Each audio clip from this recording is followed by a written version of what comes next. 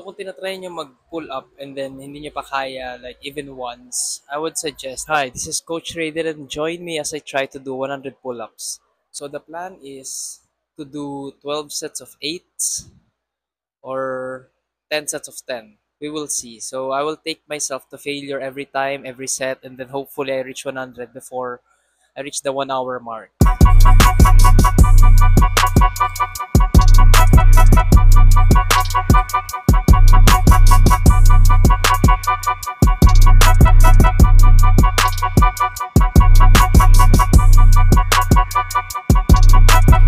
In terms of calisthenics, wala talaga akong background. I'm just doing this out of boredom.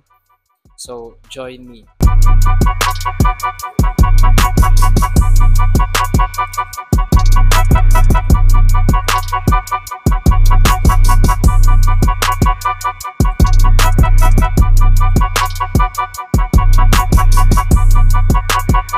Second set, not bad.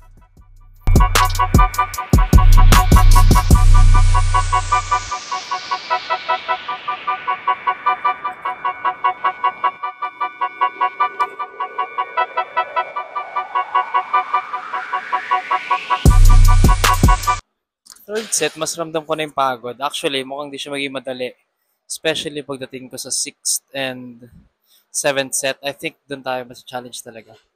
So kung tinatry nyo mag-pull up and then hindi nyo pa kaya like even once, I would suggest, marami naman paraan. So merong pull-up assist, you have your bands, and then pwede kayo magpa-spot. And I would suggest also na i-try nyo muna yung narrow grip instead of yung wider na grip.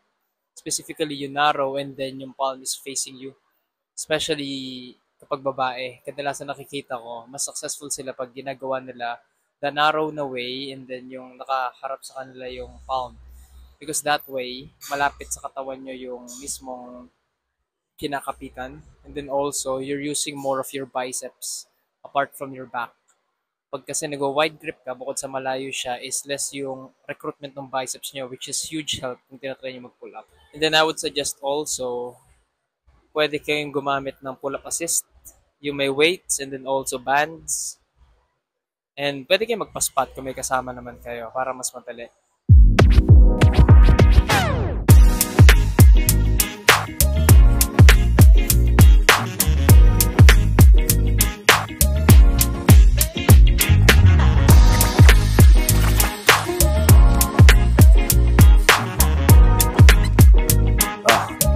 Fourth set, naramdaman ko na yung hingal, then lalo na nakakapagod sa arms. Kapag tinatry mo mag-pull up, ang pinakamahirap actually is from 0 to 1. Because pag marunong ka na ng 1, madali na lang pumunta sa second rep, third rep, as opposed to from 0 na never mo nagawa yung pull up and then suddenly you're trying to do a pull up.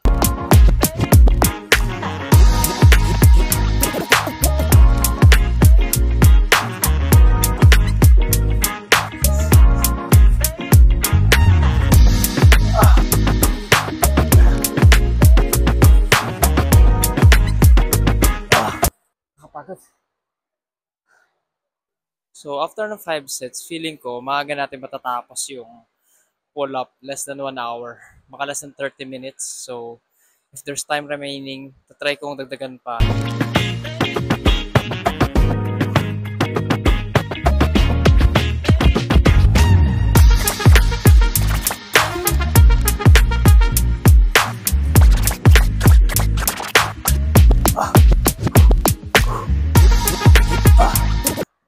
Sixth set. Agad ako.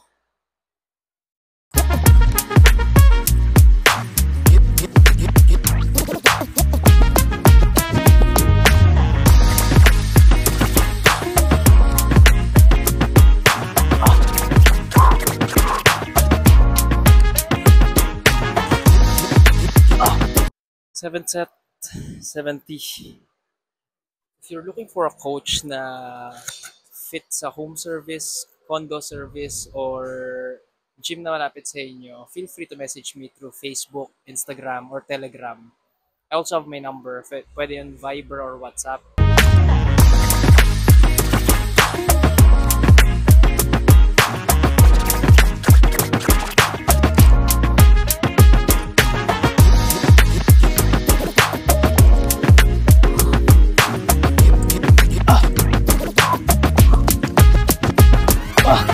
So as you can see, humihirap na yung 9 tsaka 10. Sa mga next set, tatry ko pa rin maka 10.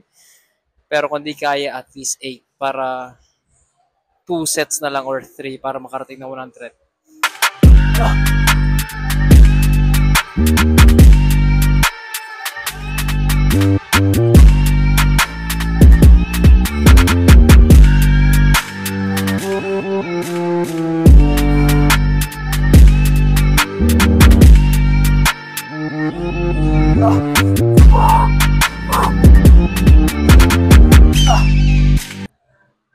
Not sure kung counted yung last 2 more sets.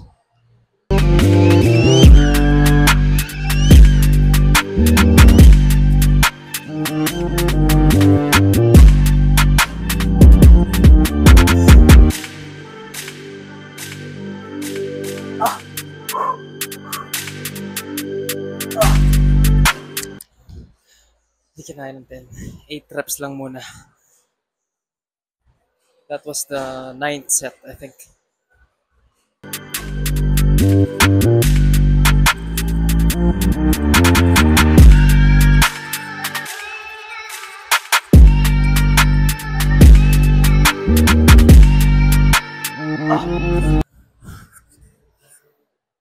Another 8. So we need one more set para maka 100 plus.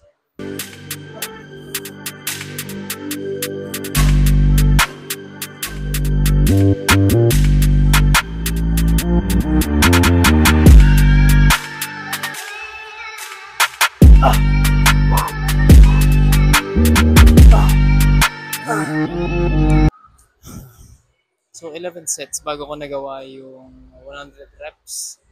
I think around 30 to 45 minutes. So not bad, diba? But nararamdaman ko ngayon is yung pagod na pagod yung arms ko. Then also, hinihingal ako dun sa ibang um, mga sets. So that's it. Yung pull-up na 100, nag-take ako ng 11 sets, I think.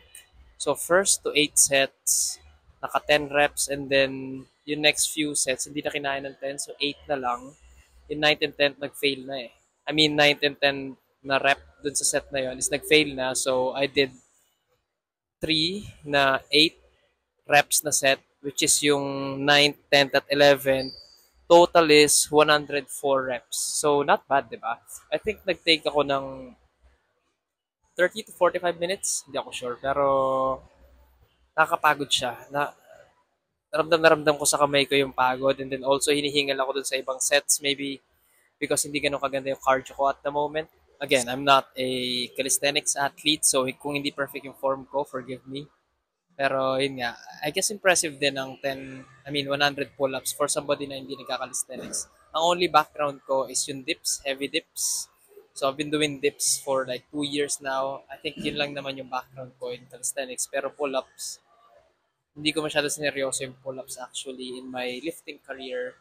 So I guess it's very impressive for somebody na hindi naman kinakareer yung calisthenics na makagawa ng 100 pull-ups. It just takes practice.